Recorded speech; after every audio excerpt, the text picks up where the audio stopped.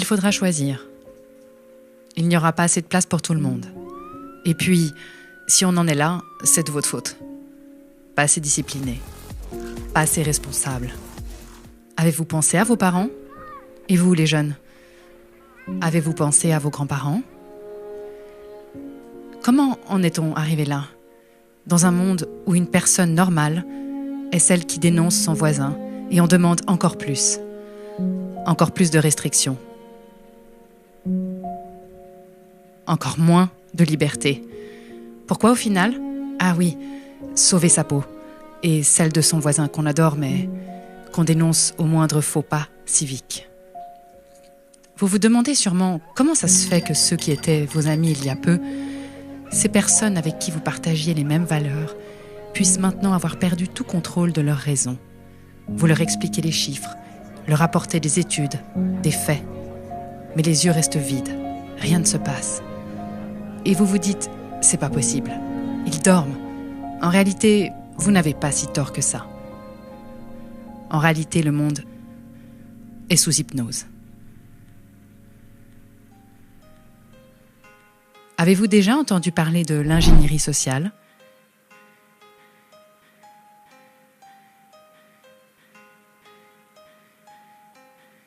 De la fabrique du consentement? Je vais aller droit au but aujourd'hui. J'ai une question pour vous. Pensez-vous que ceux qui vous dirigent souhaitent votre bien? Pensez-vous qu'il serait possible qu'ils vous connaissent mieux que vous? Avez-vous entendu parler d'Édouard Bernays, neveu du célèbre psychanalyste Sigmund Freud?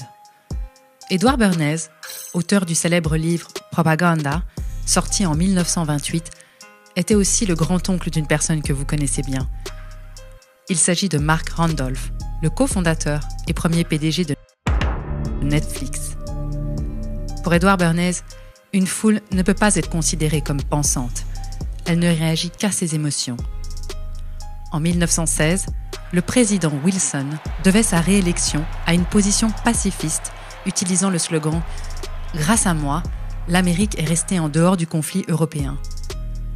En 1917, durant la Première Guerre mondiale, Bernays fait partie du Committee on Public Information, ou commission CRIL, créée par le président Wilson pour mettre sur pied un arsenal mental, une machinerie destinée à retourner l'opinion publique américaine et à la préparer à l'entrée en guerre, faisant de la propagande durant la Première Guerre mondiale les prémices d'une science, l'ingénierie sociale.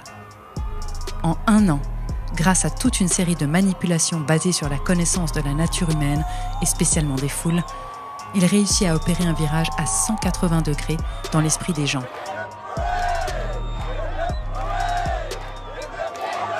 Le peuple demande maintenant la guerre.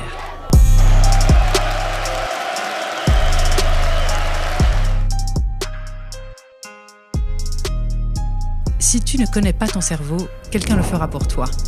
Et comme le disait l'ancien président français Nicolas Sarkozy, ce n'est pas la réalité qui compte, mais la perception de la réalité.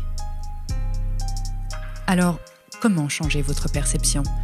Comment vous faire demander ce que vous n'auriez jamais demandé il y a encore un an? Voici ma réponse en 10 étapes. Premièrement, la distraction. Quoi de mieux qu'un peuple distrait? Vous aimez la télévision? Les séries? Les émissions? Finalement, on ne sait pas vraiment pourquoi, mais on ne décroche plus. Des heures passées à ingurgiter sans résistance. Pourquoi? Parce que quand vous êtes en mode distraction, vous êtes en état d'hypnose et votre esprit critique s'est envolé.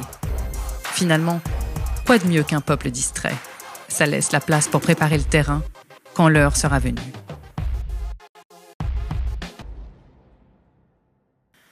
Deuxièmement, créer un problème pour mieux le résoudre. Connaissez-vous Naomi Klein?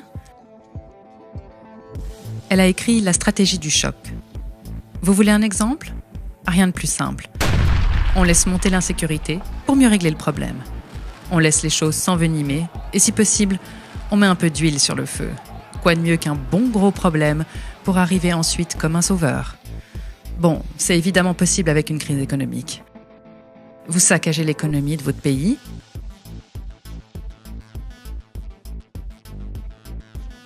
et arrivez pour résoudre les problèmes plus tard.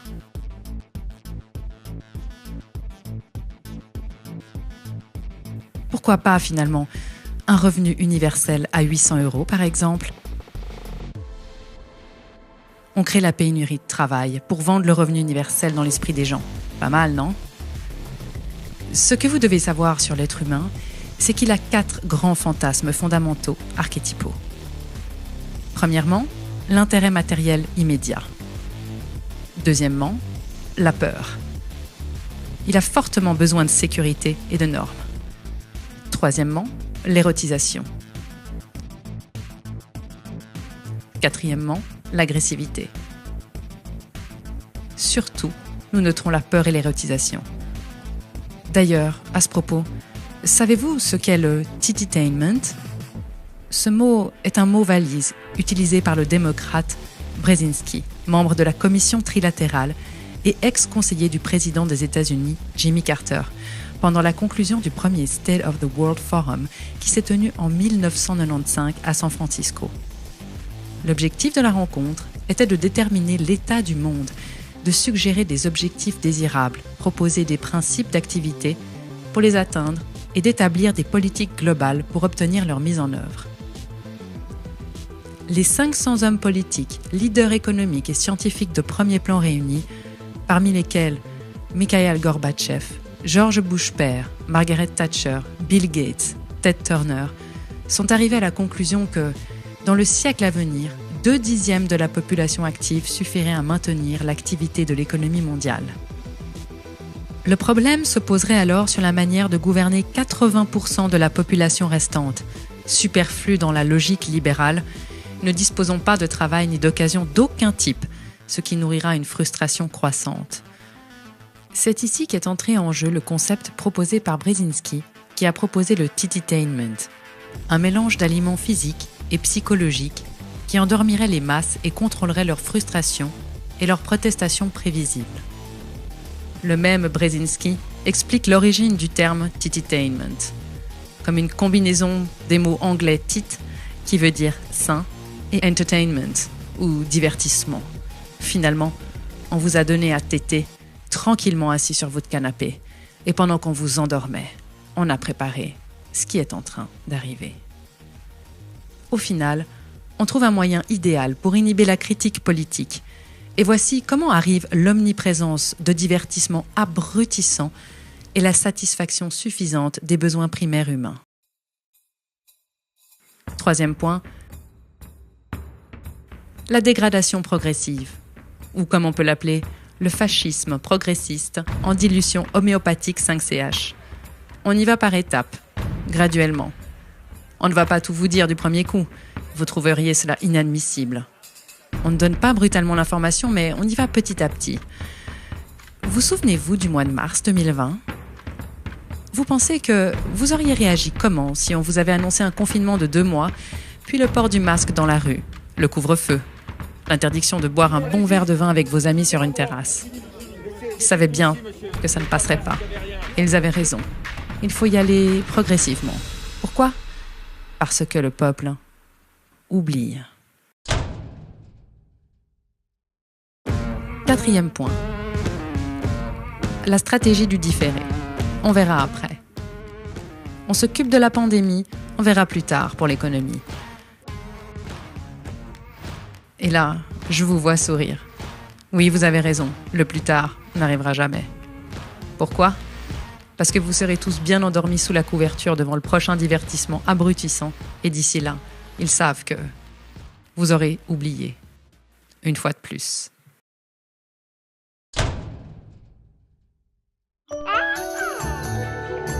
Cinquième point. S'adresser au public comme un enfant en bas âge. Finalement, la rengaine est identique. Le coronavirus est un virus qui s'attrape très facilement.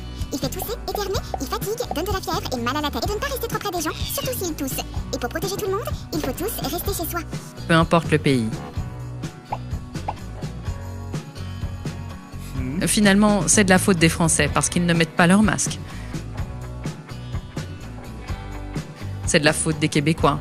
Non mais honnêtement, vous devriez avoir honte de ce que vous... Ils ne sont pas dociles et plutôt inciviques, non? Ou alors, c'est de la faute des Belges. Ils sont si égoïstes. En fait, vous avez mal agi. Alors maintenant, vous êtes punis. En fait, le monde entier est responsable, sauf, bien sûr, nos politiciens.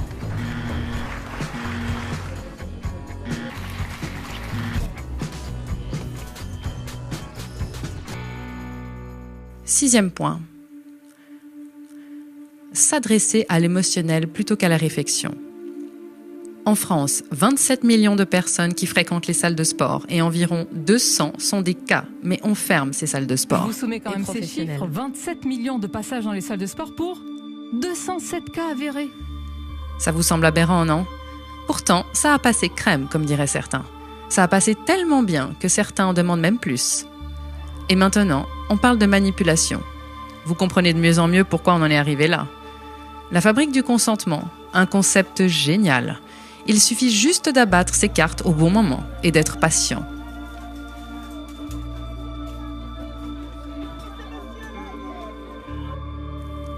La peur première est la peur de mourir. On a tous des traumatismes en nous, d'abus de pouvoir. Pensez à votre éducation, à vos moments d'injustice quand vous étiez punis. Qui n'a jamais été puni étant enfant? Il y en a parmi nous qui ont été privés de dessert, d'autres qui s'en sont moins bien sortis, avec des punitions vraiment plus violentes. Alors, on grandit physiquement, ça c'est sûr. Mais qu'en est-il de l'intérieur? Alors, quand on appuie sur les vieux traumatismes, on ajoute le sentiment de désobéissance et de punition. On devient docile. Tu ne t'es pas lavé les mains, tu n'auras pas de dessert. Tu as mal fait tes devoirs, tu es puni. Maintenant, on a grandi. Alors on nous dit qu'on met mal notre masque, qu'on est un égoïste et qu'on va se faire punir par une amende, sans compter les regards foudroyants des autres qui ont la même blessure que nous. Finalement, quand on y réfléchit, on brade notre liberté pour 135 €. Septième point. Encourager le peuple à se maintenir dans la bêtise et l'ignorance. En se spécialisant, on ne relie pas les choses les unes aux autres. Chacun est devenu excellent dans son domaine, mais n'a pas d'analyse pluridisciplinaire générale. À force de connaître tout sur rien, on finit par connaître rien sur tout. Plutôt pratique, non? Demandez à un ami ce qu'il pense de sa vie actuelle. Il vous répondra sûrement « Je ne sais pas, je ne suis pas médecin ». Alors, on éteint petit à petit l'esprit critique.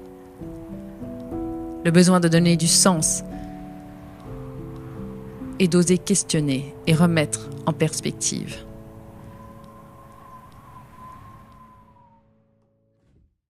Huitième point. Se complaire dans la médiocrité. On a besoin d'une appartenance sociale. Pour comprendre la notion de norme, il faut comprendre qu'on a besoin d'appartenir à un groupe. Avez-vous entendu parler de la pyramide de Maslow?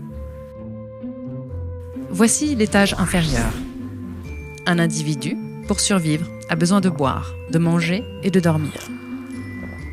Ce sont les besoins physiologiques primaires. Mais oui, la vie ne se réduit pas à ça. À l'étage supérieur, c'est le besoin de sécurité. Votre maison, par exemple. Votre toit, sur la tête. Ensuite, le besoin d'appartenance à un groupe. Le besoin d'avoir une estime de soi. Et pour finir, le besoin de réalisation de soi.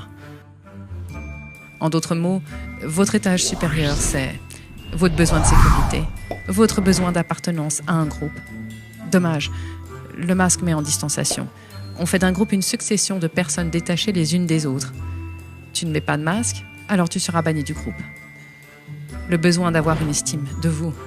Oui, je sais, c'est pas franchement compatible avec la culpabilisation qu'on vous fait subir depuis des mois. Et pour finir, le besoin de vous réaliser. Ce qui paraît plutôt compromis vu la crise économique actuelle, n'est-ce pas? Rappelez-vous toujours de ceci. Une société prospère permet aux citoyens de réaliser tous ces étages. Une société prospère vous permet à vous de réaliser tous ces étages.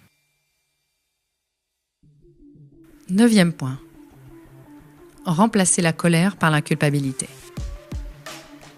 Oui, c'est pas pratique un peuple en colère. Ça casse tout, ça se révolte, et avec un peu de malchance, ça finit par convaincre les endormis. Alors, on a trouvé une solution miracle. Remplacer la colère par la culpabilité. Finalement, on joue sur la corde sensible. Vous ne seriez pas égoïste à ce point, n'est-ce pas? Pour finir, la règle d'or, celle qui est intemporelle et sans frontières, connaître le peuple mieux que lui-même. La tendance de l'humain est de ne pas vouloir changer ses habitudes. On n'aime pas le changement. Maintenir son intégrité fait partie de la nature humaine. La culture est un ensemble de traditions et d'habitudes transmises de génération en génération. Pour imposer une nouvelle norme, il faut un choc. On jette donc un trouble dans la culture et la tradition. Pro-masque, anti-masque. Ça disloque le groupe et ça permet d'amener de nouvelles façons de vivre rapidement et sans résistance. Comment on fait? Premièrement, envoyer un choc. Un bon gros choc. Ensuite, imposer de nouvelles normes. Convaincre les gens que leurs habitudes ne sont pas bonnes. Mettre un masque pour être un héros social. Oui, je sais, on connaît la taille des masques et on a tous vu la mention « Ne protège pas du Covid-19 » sur les boîtes. Mais n'oubliez pas, la foule ne réagit pas à la raison. Elle réagit à l'émotion.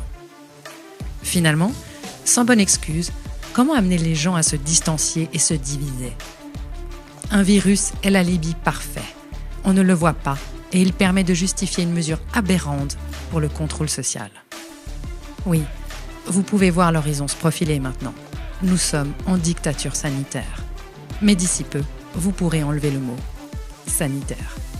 Comme le disait bien Edward Bernays, gouverner de façon invisible et convaincre le bien fondé des mesures que la population n'aurait jamais acceptées si tout allait bien. On crée un problème pour le résoudre en y amenant la solution qui nous arrange. Alors, souvenez-vous toujours de cela. La réalité ne compte pas. Ce qui compte, c'est la perception de la réalité.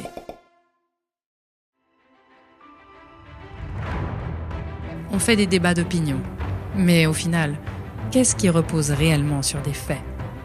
On croit, mais qui vérifie? La science ne ressort pas du domaine de la foi. Pourtant, la plupart d'entre nous croient et ne vérifient pas. On adhère à un scénario, mais où est la réalité? Alors on vous distrait et on vous fait regarder à gauche quand on vous attaque à droite. Faites un arrêt sur image, une pause dans votre bruit intérieur et pensez à Jean-Paul Sartre pendant la Seconde Guerre mondiale qui a osé prononcer ces mots. On n'a jamais été aussi libre que sous l'occupation. Parce qu'il y avait un ennemi, il fallait se positionner, quelle que soit sa position. On ne se positionne jamais pendant l'âge d'or de la démocratie, mais quand on la perd. Alors partagez cette vidéo si vous pensez que nous vivons une opportunité, celle de nous positionner enfin, celle d'affirmer qui nous sommes et non qui il souhaiterait que nous soyons.